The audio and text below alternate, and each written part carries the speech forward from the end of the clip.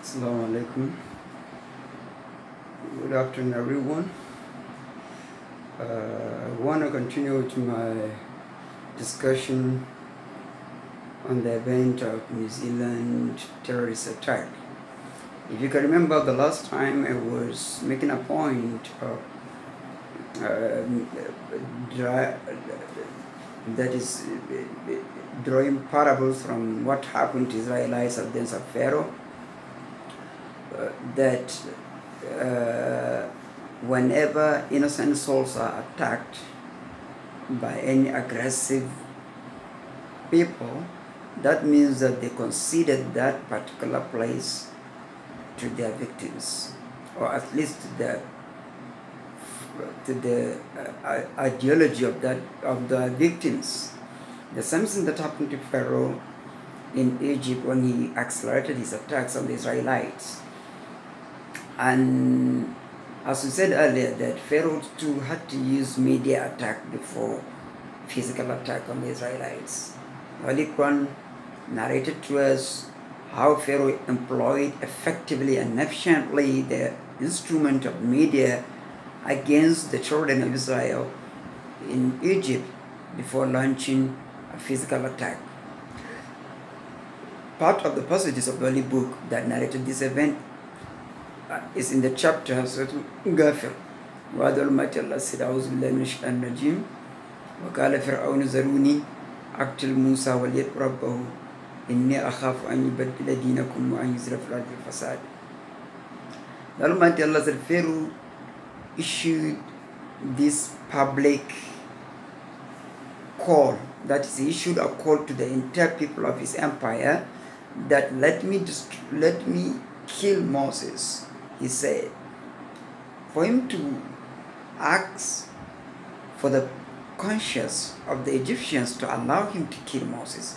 Of course, they did not stop him from killing Moses. But what he was appealing to their conscience. Let them understand, let them feel that it is okay to kill Moses. Let them feel that there is actually nothing wrong in killing Moses. After all, the best thing to do was to kill Moses. That's why he was appealing to their conscience. Zaruni Aktul Musa, allow me to kill Moses. Nobody stopped him, but he wanted the consent of their conscience. He wanted the consent of the public conscience so that they wouldn't, in their mind, they wouldn't be questioning why he killed Moses. That is why he followed this threat with enumerating the crimes, the so-called crimes, or the things that he considered as crimes committed by Moses. Let him invoke his Lord. Let him invoke the protection of his Lord if he wants to. My fear is that I am not killing Moses just because I want to kill him. Never would I kill him because I am gaining anything out of killing him, or Moses, poses any threat to me. No, not to me as a person. I have no problem with him. You see how smart Pharaoh was. You see how smart, wicked people are sometimes. He wanted to convince the Egyptians that what he was about to do was not in his best interest. Rather, it was in their own best interest. He was protecting their culture, their identity as Egyptians, their heritage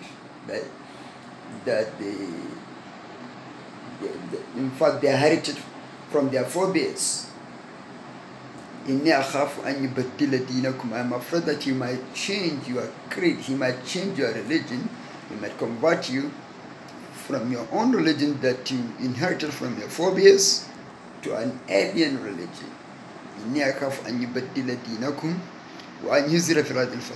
So that he wouldn't commit or perpetrate corruption in the land. Imagine Pharaoh accusing Moses of committing corruption in the land. All this constitute an attempt to justify killing him. Or in other words, as they said, give the dog bad name so that you can justify killing it. So here you can see how Moses employed effectively and efficiently the instrument of campaign and the instrument of media, public media, so as to convince the public that killing Moses was the only solution, and it was in their best interest, not in his own interest. So, why Israel fil ard al-fasad?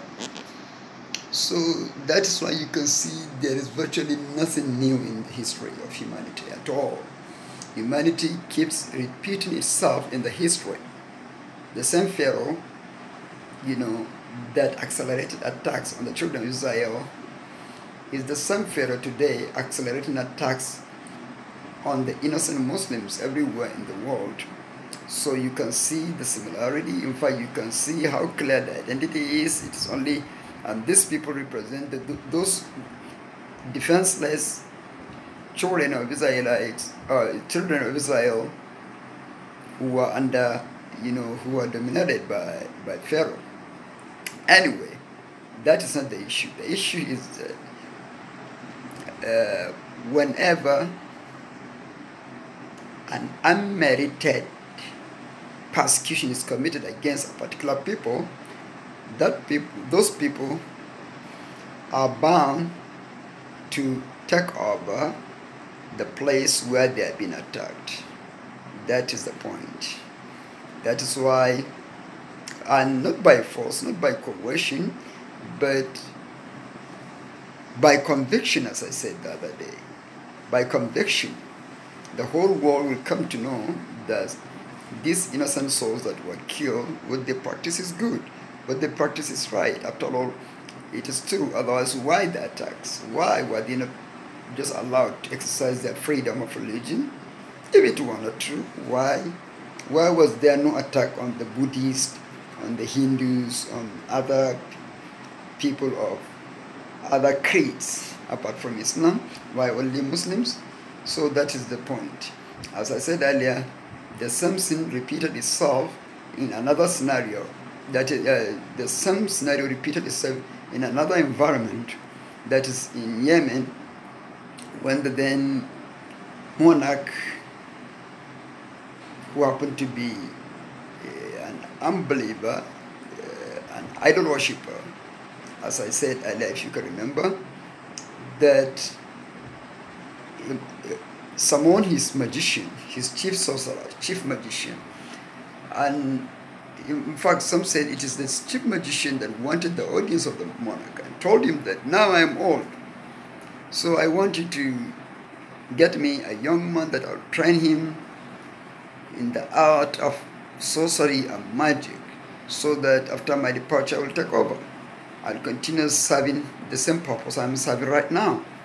So a young man was given to him, and the young man started undergoing training at his hands, and he came across a monk in a cave on his way to the magician, and that monk preached the true religion to him and converted him to the religion of Jesus Christ, and he taught him the Bible. He started teaching him the Bible, and whenever he arrived at the magician will torture him, will tell him that, why are you late for the training? He said, because whenever he left home to the magician, he will branch over at the monk and learn the true religion at his hands. On his arrival, the magician will torture him, that why was he late?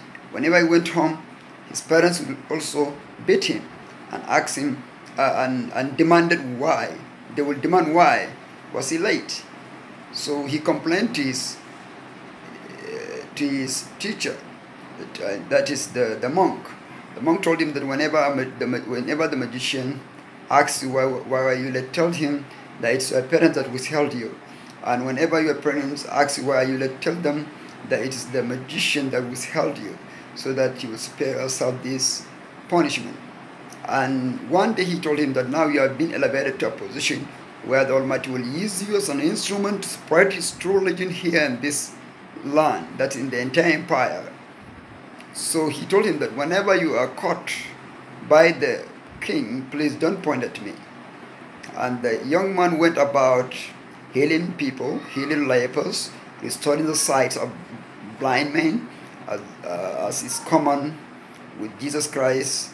The Almighty Allah said in the Holy Quran, "Ubriul akma wal abrasa will mutab iznillah," that I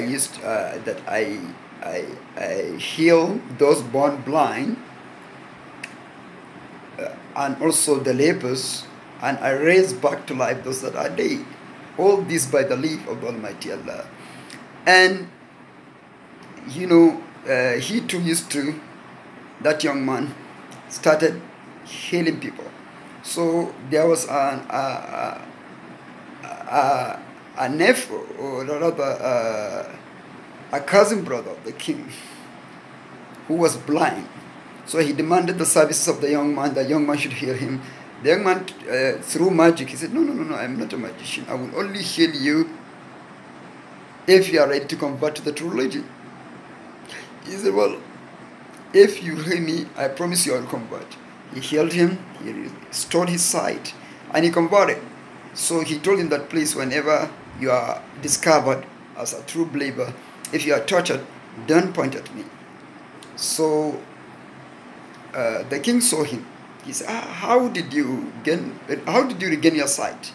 So, well, it is the Almighty Allah. It is Allah that restored my sight. Who do you mean by Allah? I said, well, the true God who created you, created me, who created everything. So the king ordered that he should be tortured. He kept being tortured to the extent that he had to show the young man. The young man was caught up and tortured to the extent that he could bear it no more. He had to point at the monk. When the monk was brought by the king, the monk was cut into 2 pieces. He was cut into pieces.